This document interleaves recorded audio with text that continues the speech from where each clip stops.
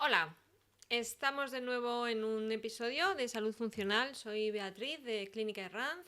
Yo soy Clara, nutricionista. Yo soy Raquel González de Nordiclínica. Bueno, aquí estamos hoy para hablar sobre el embarazo. Vamos a intentar abordar este tema desde una perspectiva de la salud funcional o salud integrativa. Y vamos a hablar, como siempre, dando un enfoque de las tres disciplinas. Vamos a comentar primero los cambios físicos que ocurren durante esta etapa. De todos es sabido, y el que no lo sepa pues lo va a aprender hoy, que la mujer en 9 meses tiene muchos cambios. Un bebé empieza a crecer en el interior de nuestro útero y desde que este suceso empieza a ocurrir hasta que el bebé nace, el útero aumenta como 40 veces su tamaño. Entonces, para que eso sea posible, nuestro cuerpo empieza a distender la musculatura. Me podéis cortar cuando os dé la gana. Sí, no. Es que nos hemos quedado con un toque de... Hemos grabado varias veces y había una vez que no podíamos hablar a la vez, porque si no se oía mal. Un desastre. Desastre total. Estamos muy comedidas. Hay que romper un poco el hielo, sí. Eso Estamos es. muy comedidas. Total. Nos ha quedado trauma. Eso es. Bueno, la cosa, la mujer empieza a crecer, se nos distienden los abdominales. Lo que suele ocurrir, voy a generalizar, cada persona es un mundo, pero generalizamos un momento. La mujer, desde que se queda embarazada hasta que da a luz, todo su centro de gravedad se le va yendo hacia adelante. Las caderas empiezan a colocarse en rotación externa, la planta del pie es como que se vuelve un poquito más plana y la pelvis cambia de posición.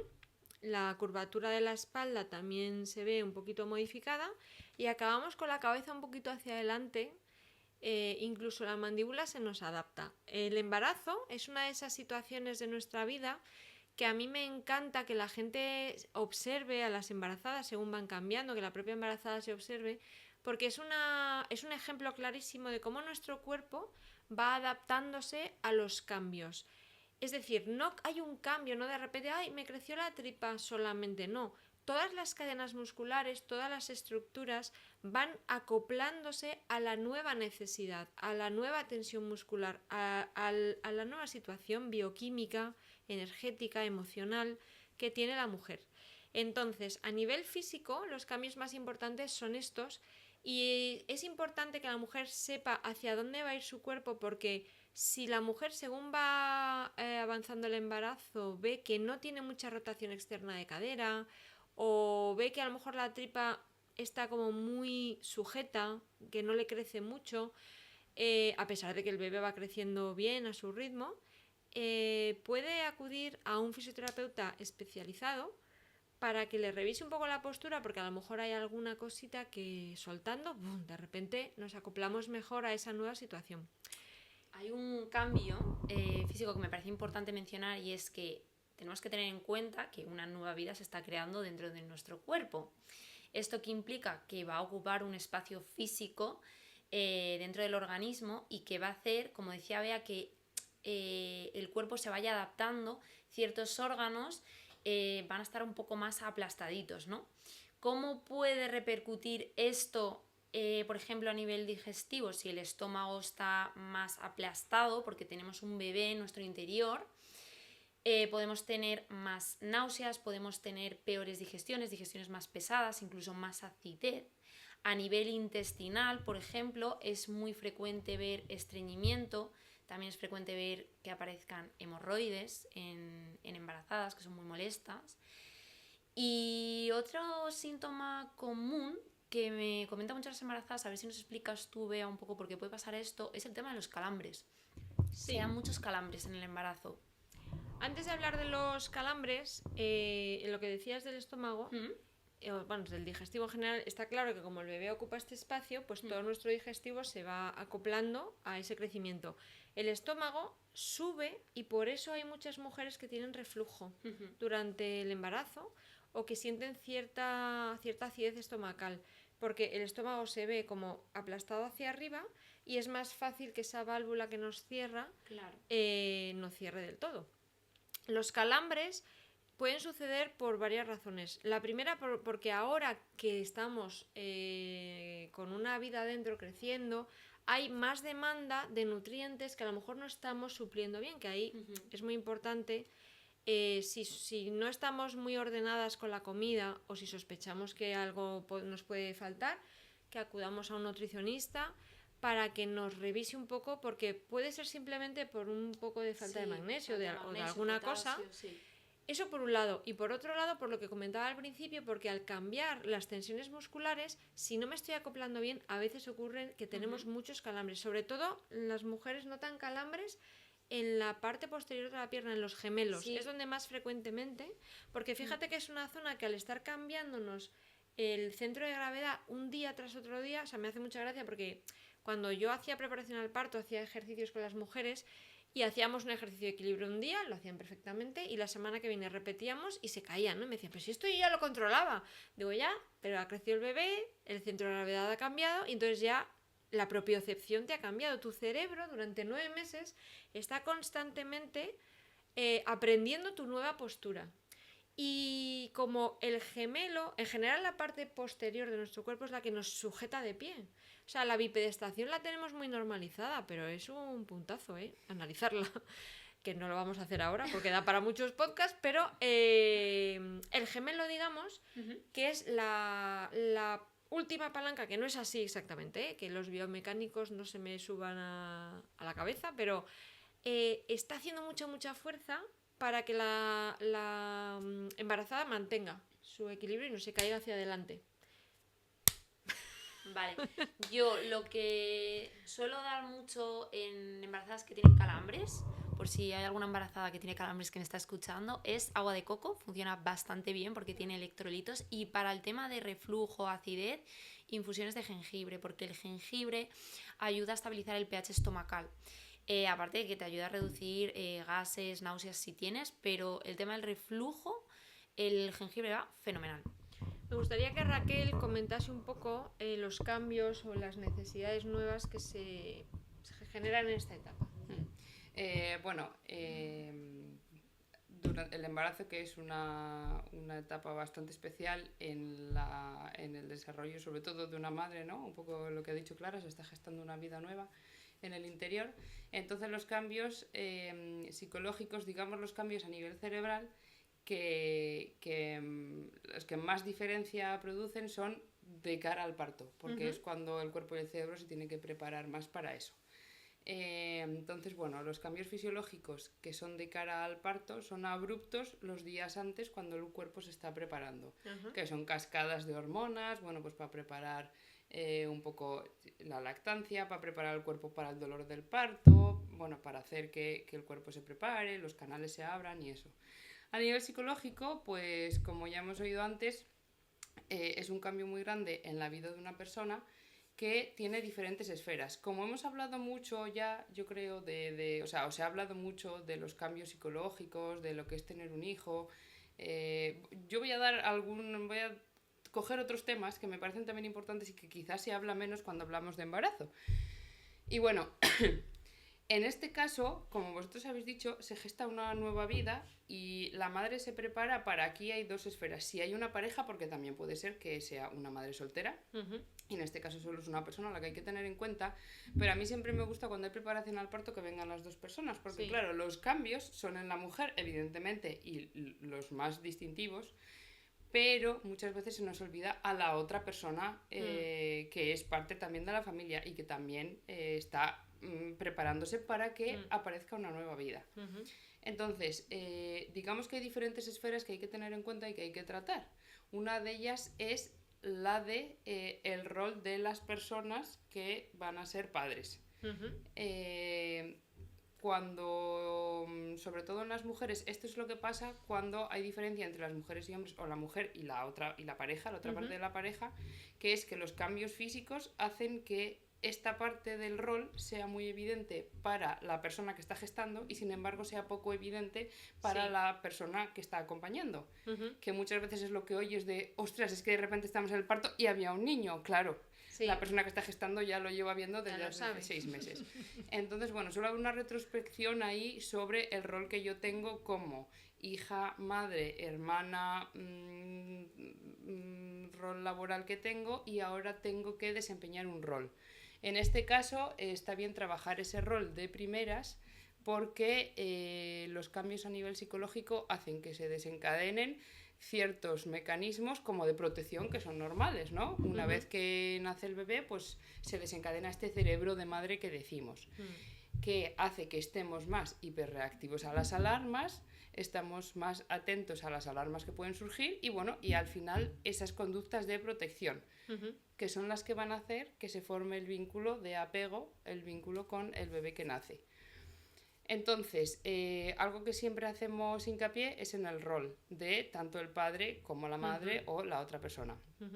Ese me parece Vamos muy a importante. simplificar hablando de padres y madres. Vale, venga. Yo creo, hablamos más de padres fácil. y madres. Vale. ¿Nos entendéis que hay La dos otra parte personas? de la persona, o una, vaya, la pero persona que no gesta. la persona que no gesta. Vale, El padre le vamos a llamar. vamos a llamar padre. Así se me ocurre.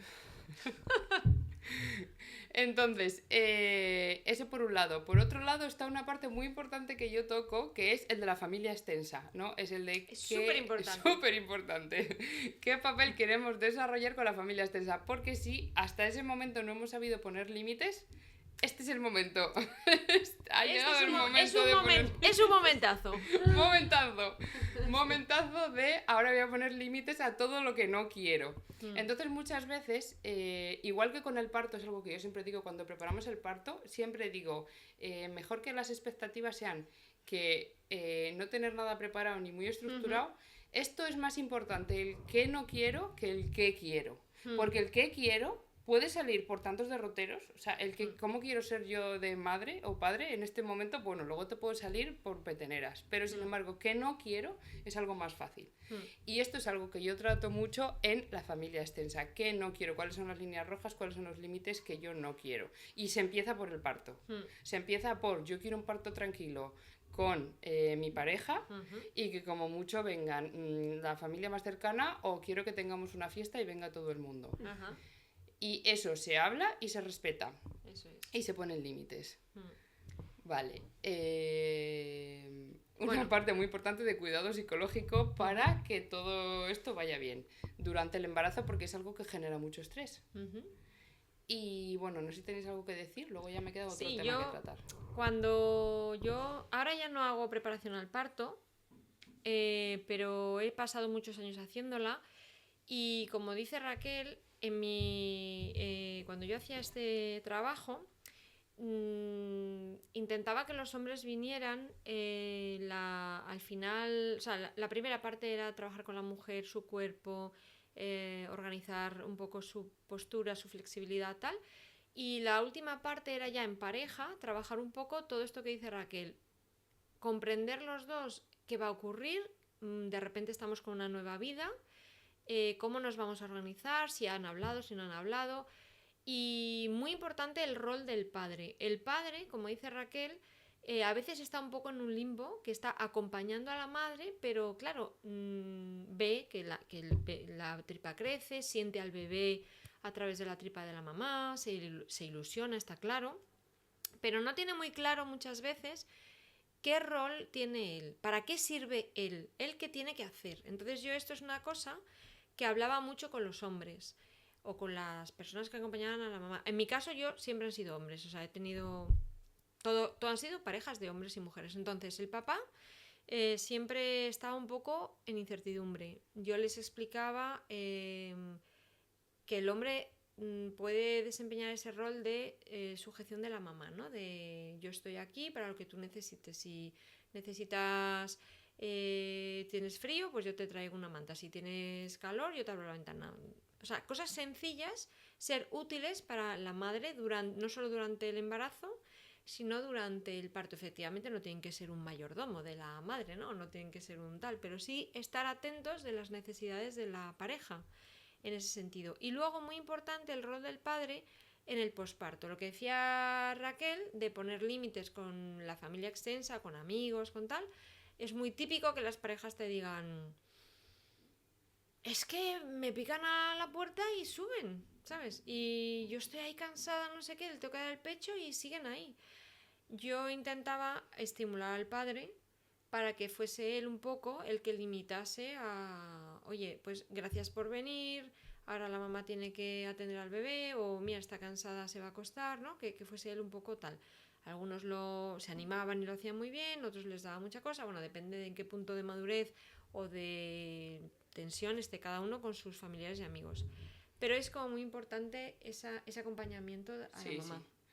Hay situaciones incluso peores en las que estás en el hospital y dicen, no, allí vino todo el mundo, yo estaba cosida y estaba sangrando, que no te da para cambiarte con eso, y ahí estaba todo el mundo. Y claro, son unas situaciones tan vulnerables, tan personales, que de primeras, por bien que vaya un parto, es muy difícil que quieras tener compañía en ese momento. Claro, luego hay mujeres que están fenomenales y que yo siempre les decía a las parejas, mira, hablarlo, porque hay gente que desde el principio dice, no, yo prefiero recibir a todo el mundo en el hospital, quitármelo en 2 días que estoy allí y luego en casa tranquilamente y que venga solo la familia más íntima. Y hay gente que no lo tiene claro, cuando no lo tenían claro yo les decía, mira, podéis avisar un poco de que vais a estar vosotros solos con la familia más allegada, padres, hermanos, y luego que estás fenomenal, llamas a todo el mundo y que te vengan a ver allí, ¿sabes? Que se pueden ir diciendo cosas sobre la marcha. Insistimos un poco en esto porque es una parte importante, porque es una parte donde la mamá está un poco vulnerable, que las necesidades bioquímicas, físicas, tal, han cambiado muchísimo, que de repente está ya presente el bebé. Insistimos en esto porque es un momento donde la salud es muy importante y no le damos importancia o no la tenemos en cuenta en esos primeros días. Sí. Hablando de esto, se me ha ocurrido una idea de podcast y es hablar sobre la violencia obstétrica. Vale, ese era mi siguiente punto. Sí. Yo iba a decir 2 cosas. Pero esto da para otro podcast, he de decir. Por eso iba a decir, abro solo medio melón, porque no podemos abrirle aquí. Pero iba a decir 2 cosas. Bueno, primero contestas y luego otra cosa y luego mi tema.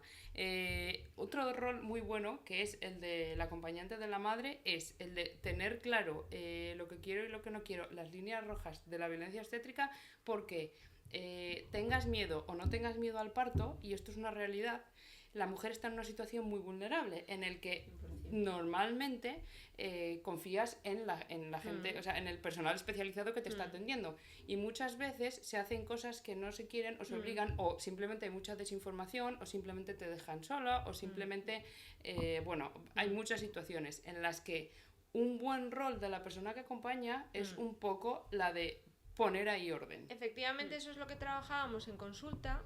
Y yo le decía al papá, mira, la mamá va a estar pariendo y si se mete bien en la dinámica de parto, la madre va a estar un poco incluso como en un pequeño trance. Entonces no va a responder rápidamente, no va a lo mejor incluso comprender el mensaje básico que le va a poder dar la matrona. Entonces ahí tú eres importante, ¿sabes? El papá ahí tiene que estar atento, responder las preguntas de la matrona si ve que la mamá en ese momento está muy metida en la dinámica de parto. Entonces ese es un papel fundamental. Para eso yo hacía, pues eso, explicaba al papá todos los procedimientos que se hacen en el hospital, qué es lo que le podían preguntar, qué es lo que se suele hacer en ciertos casos, para que él ya supiera y no tuviera que estar preguntando al personal, oye, ¿por qué haces esto? Oye, no sé qué, que tampoco se trata de fiscalizar a los sanitarios que nos acompañan, pero yo les explicaba un poco cómo podía ser, o sea, qué escenarios se podían encontrar para que él supiera y tuviera seguridad de, está pasando esto, vale, pues ya sé que estamos en este momento, ¿no? Entonces, bueno, eso me ha funcionado, ¿no? Con las parejas. Sí. Y a la madre también le daba como mucha seguridad y se metían, como se dejaban más llevar por las dinámicas de parto, sabiendo que su pareja sabía por dónde había que ir, siempre desde el punto de vista que un parto nunca sabes cómo va a salir, pero bueno, porque la naturaleza es así, ¿sabes? Entonces, bueno, nos desviamos un poco del tema. Sí. Bueno, ese por pero eso seguimos. Otro apunte que tenía que, y también es hablar solo un poco, porque si no, esto también se alarga de para otro podcast, es un poco lo que tú has dicho del posparto, ¿no?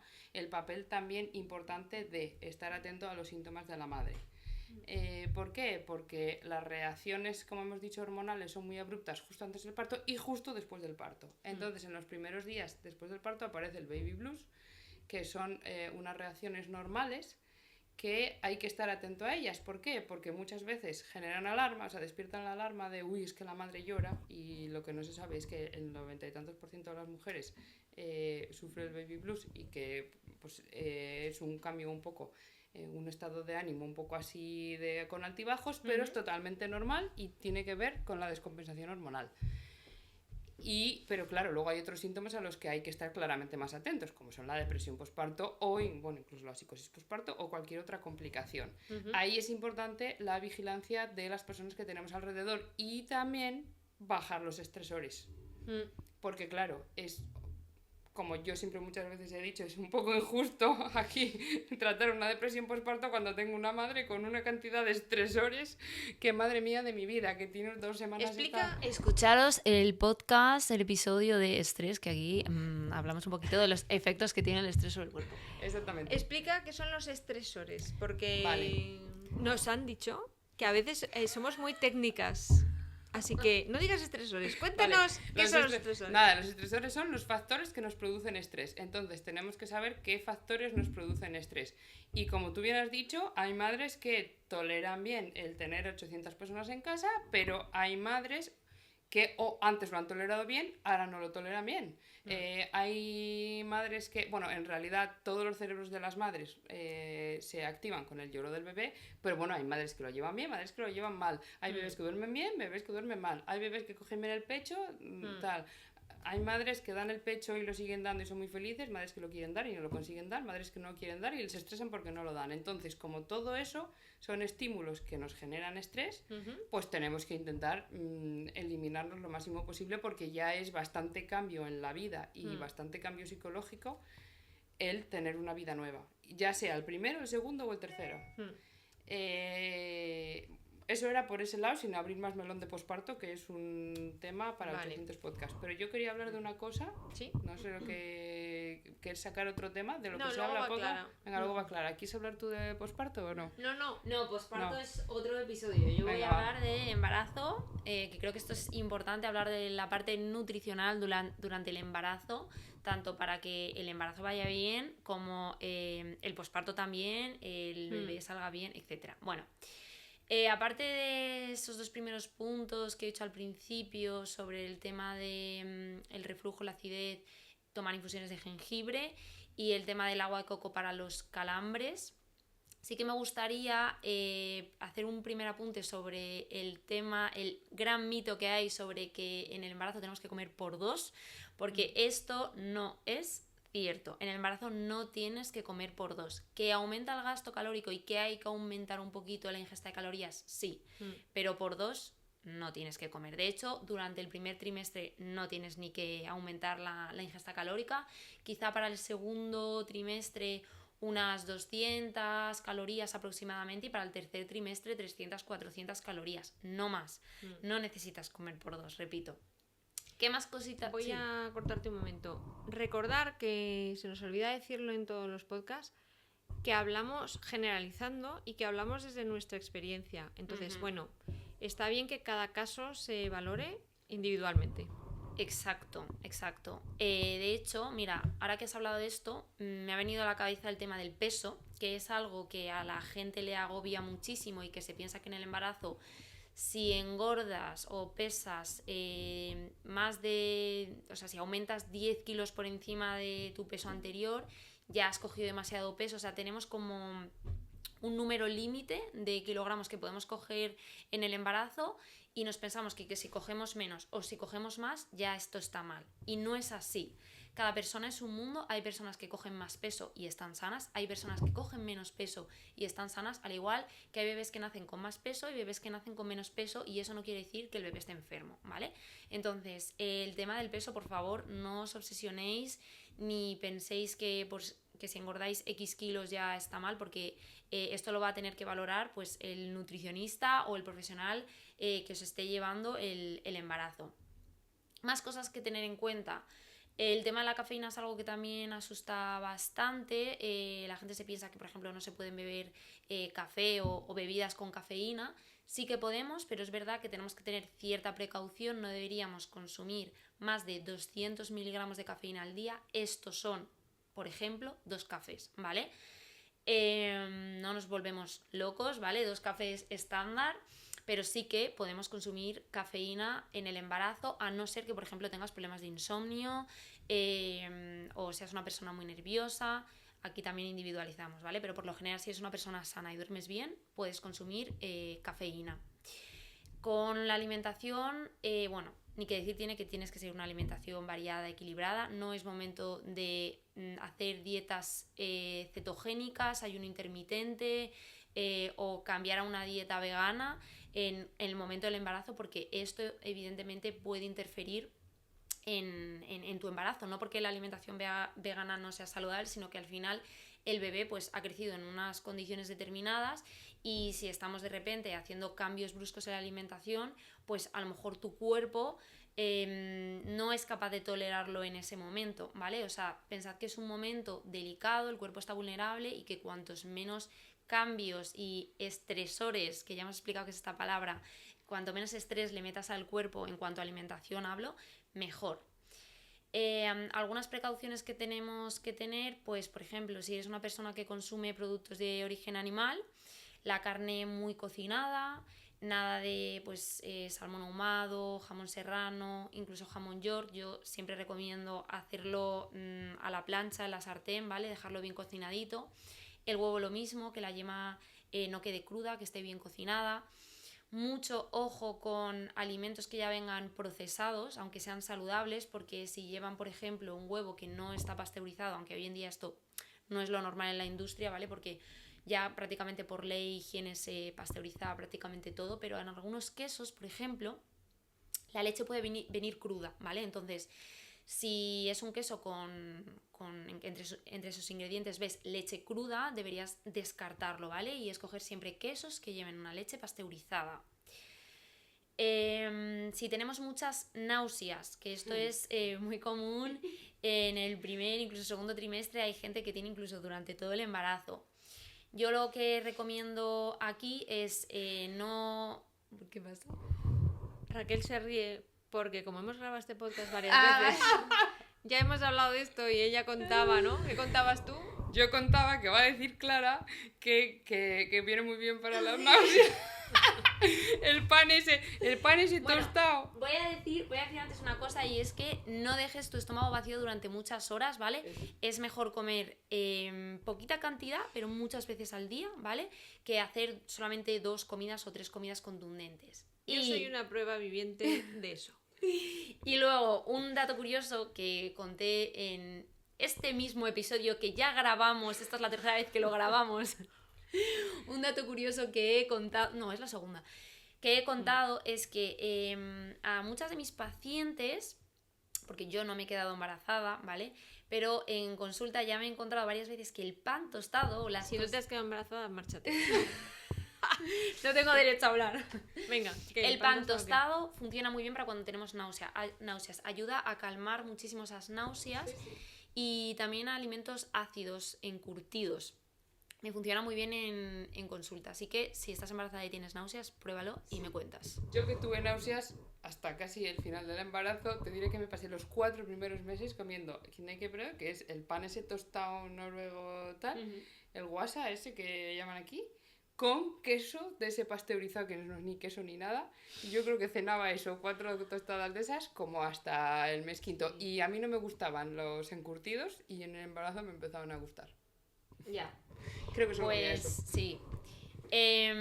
Si tienes muchas náuseas, no te agobies con seguir una alimentación perfecta, 100% equilibrada, porque esto a veces, pues bueno, por las condiciones en las que te encuentras no es posible. Entonces, recordemos que añadir estrés en tu vida en este momento es casi peor que hacerlo un poquito mal con la alimentación. Y bueno, pues eso, que es mejor que priorices pues comer un poco lo que puedas, lo que te pida el cuerpo, a que estar estresada por no estar cumpliendo con la dieta al milímetro. De hecho, voy a dar ya pie a hablar un poquito de suplementación así para terminar la parte nutricional, y es que entre los suplementos que yo suelo introducir en el embarazo suelen ser prenatales, que son como multivitamínicos. lo suelo administrar sobre todo cuando veo que la paciente tiene muchas náuseas, muchos vómitos y que no puede estar comiendo prácticamente de nada. Entonces, para que no haya deficiencias, aquí puede ser interesante incluir un prenatal. Pero como suplementación básica indispensable, lo más importante es suplementarse con folato, no ácido fólico, folato, porque es la forma activa, la que está biodisponible. Y esto es tanto en personas que llevan una alimentación que incluyen productos de origen animal como personas que llevan una alimentación vegana y vegetariana. Si además eres vegana o vegetariana, ¿vale? Vegana es que además de no consumir productos de origen animal, tampoco incluyes huevo y lácteo, que esto sí que ocurre en la alimentación vegetariana. Bueno, pues si eres vegana o vegetariana, tendríamos que incluir un suplemento de B12. Yo recomiendo un suplemento diario y no semanal, para asegurarnos de que haya una correcta absorción de esta vitamina. Y además, en algunos casos también incluyo omega 3, porque me gusta asegurarlo en el embarazo. Es verdad que en dietas veganas o vegetarianas puede ser un poquito más difícil asegurar las cantidades de omega 3, porque tienes que estar muy pendiente de consumir suficientes semillas de lino, de chía, nueces. Entonces, a veces puede ser interesante incluir este suplemento, pero no es obligatorio. Suplementación más así que podamos incluir, pues bueno, si hay alguna deficiencia nutricional, por supuesto hay que cubrirla.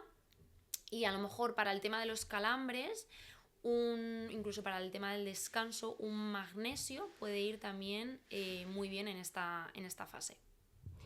Bueno, después de este bombardeo de datos, no de Clara, sino de las tres, vamos a hacer un resumen para que entendamos el embarazo desde la salud integrativa.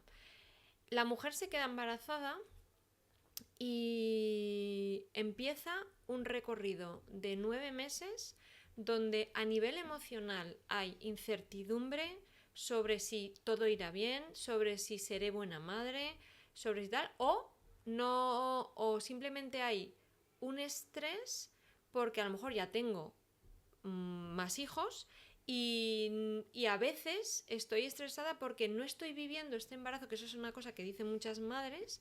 Ay, es que no estoy disfrutando este embarazo porque como tengo un hijo o 2 hijos o 3 hijos, yo ahora tengo una hermana que está en su 4º embarazo y su hijo mayor tiene 5 años. Entonces me imagino que este embarazo está siendo visto y no visto para ella, ¿no? Quiero decir que soy tu fan. Somos tu fan. Tus fanes.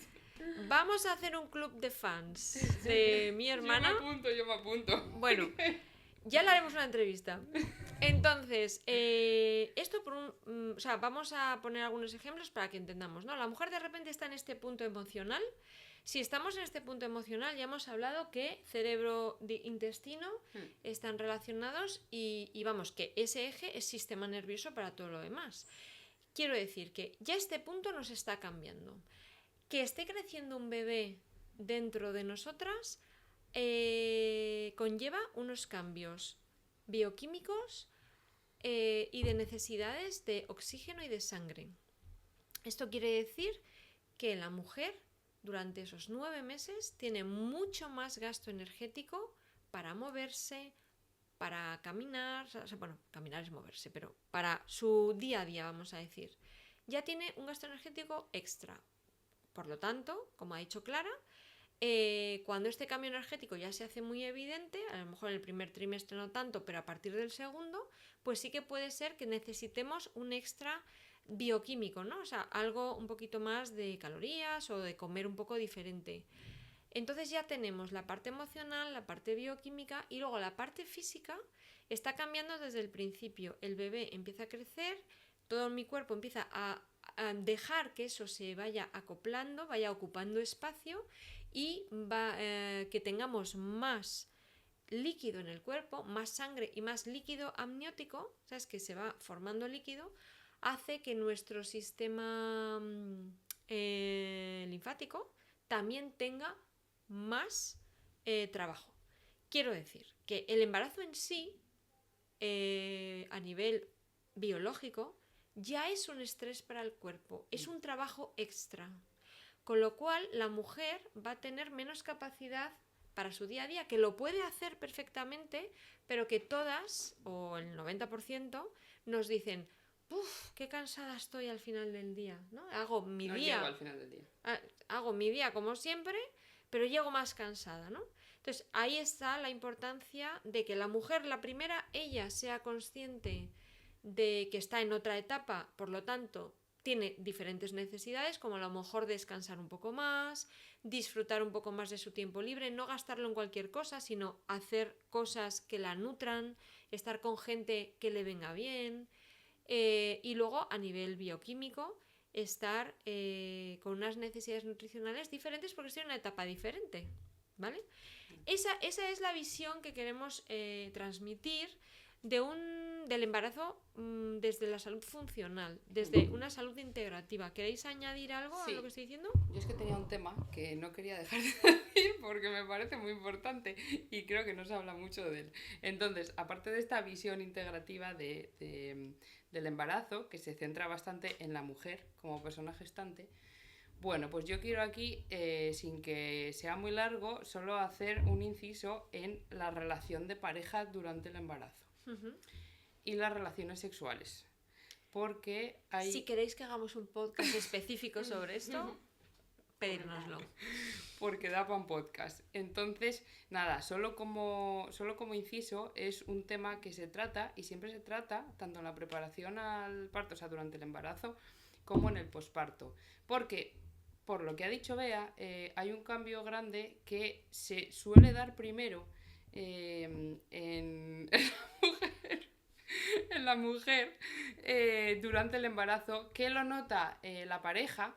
Y eso ya suele provocar ahí un conflicto. ¿Por qué? Porque, como ha dicho Bea, cambia un poco la parte de la mujer que se encarga de el cerebro. O sea, el cerebro se encarga de que se desarrollan más las partes. O sea, la mujer está más alerta y está menos atenta a las funciones, a lo de funcionar, a las funciones ejecutivas, a las de hacer. Entonces, ¿qué pasa? Que tenemos menos atención, prestamos menos atención, estamos más alerta, aguantamos menos. Eso como norma general. ¿Eso en qué se traduce? En menos paciencia, en más discusiones, en menos fijarme en las cosas, porque estoy un poco a otras cosas. Y entonces esto ya suele provocar cambios en la pareja.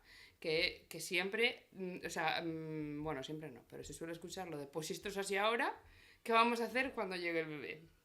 Cuando llegue el bebé será peor. Entonces, ya adelantando. O sea, que un bebé no arregla una pareja. Un bebé desestabiliza cualquier pareja. Un bebé no une. No une. Desune. Por eso hay que estar más unidos que nunca. Hay que hacer equipo.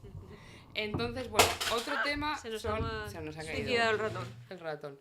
Otro tema que también se ve en consulta son las relaciones sexuales. Porque hay un mito, como tú bien dijiste la otra vez, y es que no se pueden mantener relaciones sexuales, que eso iba a ser negativo para el bebé. Sí. Pero ya nos lo desmentiste y nos dijiste que sí, luego hablamos. Luego lo cuenta Bea, pero bueno, las relaciones sexuales durante el embarazo no hay ninguna limitación más que el deseo sexual que tenga cada persona. En este caso el que más cambia es el de la madre, evidentemente, por los cambios hormonales. Entonces el deseo sexual que en principio no decae hasta que se acerca el parto, que entonces es como lo de siempre, el cuerpo se está preparando para eso y digamos que no tiene energía ni recursos para el deseo sexual, pero no hay ninguna limitación en ese aspecto, tampoco hay limitación en las relaciones sexuales. Así que las relaciones sexuales irán cambiando conforme cambia el cuerpo de la mujer, por propio tema físico y hormonal. Entonces, bueno, digamos que la pareja tiene que adaptarse a eso y una manera de hacerlo es hablar, claro. Entonces, muchas veces me encuentro en que el tema de las relaciones sexuales es un tema tabú en la pareja. Y digamos que empiezan un poco los conflictos sin que haya una manera explícita de hablarlo, ¿no? Y de lo que a veces no somos conscientes es que eso, hay un cambio muy grande a lo que las relaciones sexuales se tienen que adaptar. Eso durante el embarazo y durante el posparto entran en juego ya muchos otros factores que tienen que ver con el parto, tienen que ver con el miedo al parto, tienen que ver con el miedo a que haya dolor en las relaciones sexuales y todo que eso. Ya hablaremos de eso. De eso que ya hablaremos en otro momento, pero que ¿Hay un cambio en las relaciones sexuales? Por supuesto, es indiscutible después, pero que también lo hay antes y que es un tema que hay que tratar y que tiene que ser explícito porque suele provocar muchos conflictos porque es algo que no se tiene en cuenta. Y bueno, acláranos lo del mito. Bueno, hay una creencia extendida, sobre todo en el tercer trimestre, que en general las parejas tienen miedo a tener relaciones sexuales en esta etapa. Hay parejas que tienen miedo durante todo el embarazo, pero en el tercer trimestre especialmente. Que si se puede estimular el parto prematuro, que si puedo dañar a la mamá porque el útero ya está muy bajo. Bueno, todo esto, como decimos, es un mito. Hay que ver cada pareja, pero que no hay ninguna contraindicación a la hora de mantener una relación sexual durante el embarazo. Y como ha dicho Raquel, bueno, pues la libido que tenga la mujer va a depender mucho de la mujer. Quiero decir, como nos ha explicado antes Clara, las necesidades hormonales o el eje hormonal cambia constantemente durante todo el embarazo. Entonces eso hace que haya mujeres que mantengan su libido más o menos como siempre, hay mujeres que de repente les da un subidón de libido o que durante una etapa tienen un subidón de libido. De hecho es muy común en el segundo trimestre que las mujeres de repente tengan mucho deseo sexual y hay mujeres que desaparece el deseo sexual en algún momento del embarazo y hasta que no dan a luz y pasan unos meses no lo van recuperando. Esto depende de la persona, de cómo vaya su eje hormonal. Por lo tanto, yo insisto en que si lo vemos desde un punto de vista integrativo, entendemos que la mujer está en un momento donde todo le cambia el sistema nervioso, le cambia el eje hormonal, le cambia toda la parte física, sus necesidades van cambiando mes a mes dependiendo de cómo va creciendo el bebé, con lo cual la sexualidad no es un tema aparte, va cambiando a la vez que cambia todo esto. Como Raquel dice, yo en terapia llevo 10 años preparando a parejas para ser padres. Sobre todo me han llegado padres primerizos, luego he tenido la satisfacción de acompañar a parejas que han repetido conmigo en su segundo o tercer hijo. Y efectivamente el tema sexual no se comenta. No estamos acostumbrados a hablar con nuestra pareja de nada de la sexualidad, ni de si me gusta o no me gusta lo que hacemos, si me gustaría probar o no probar otras cosas, bueno, de nada. Y durante el embarazo todavía menos, porque como la prioridad es otra cosa, pues ahí como que incluso los padres se retiran, o sea, los papás se suelen incluso retirar, a lo mejor la madre sí necesita y sí quiere tener relaciones, pero el papá está un poco retirado porque le da miedo hacer daño al bebé, a la mamá, ¿no? Bueno, entonces, como dice Raquel, a pesar de que hay personas, aunque sobre todo le pasa a los hombres, aquí voy a generalizar un poco, que les cuesta verbalizar este tema, lo ideal es que la pareja haga equipo en este punto también y se sincere un poco, hable y bueno, hablando se entiende la gente. Quiero decir que ahí hay mucha ganancia a nivel de pareja. No sé si Clara quiere decir algo más. No, yo creo que más o menos he dicho todo. Simplemente resumir un poco lo que comentaba antes. Si te vas a quedar embarazada o estás embarazada, no te obsesiones con el peso y tampoco la alimentación. Es importante, pero es un momento pues delicado que a veces, como comentábamos, tenemos muchas náuseas, problemas digestivos y esto a veces pues dificulta hacerlo tan bien como nos gustaría. Y bueno, pues que también tenemos que aceptarlo y forma parte del proceso. Y nada, en cuanto a la suplementación, no te suplementes por tu cuenta, siempre bajo... ¿Cómo se dice? La supervisión de... Eso.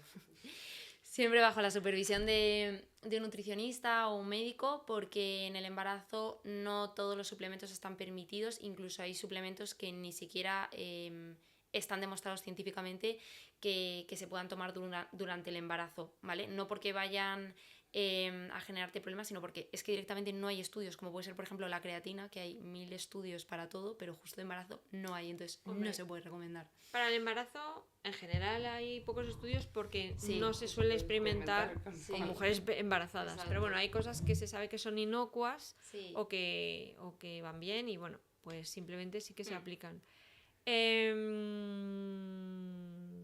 Iba a decir algo que se me acaba de ir, pero bueno, ya me acordaré.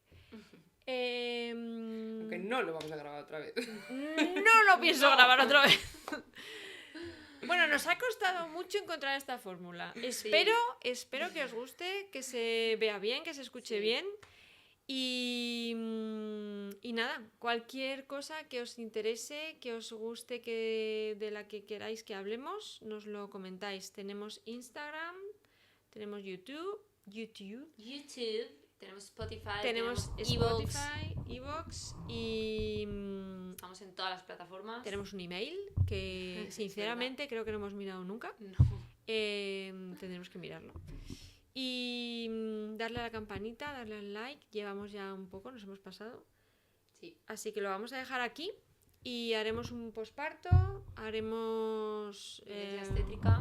violencia obstétrica. Bueno, más que violencia. Vamos a. A mí es que violencia obstétrica. Vamos a hablar del parto. Sí.